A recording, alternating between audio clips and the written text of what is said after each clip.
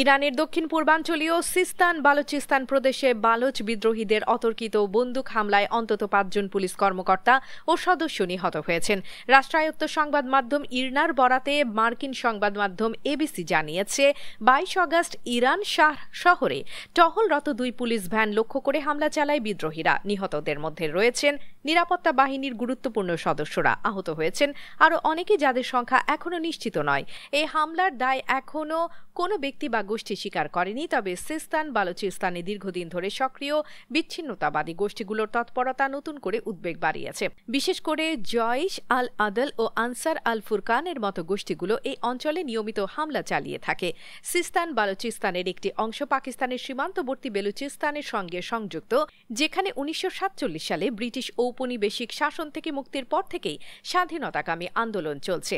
Tehran ও ইসলামাবাদ উভয়ই এই আন্দোলনকে বিচ্ছিন্নতাবাদ হিসেবে বিবেচনা করে এবং নিয়মিত সামরিক ও পুলিশ বাহিনীর ওপর হামলার ঘটনা ঘটে থাকে।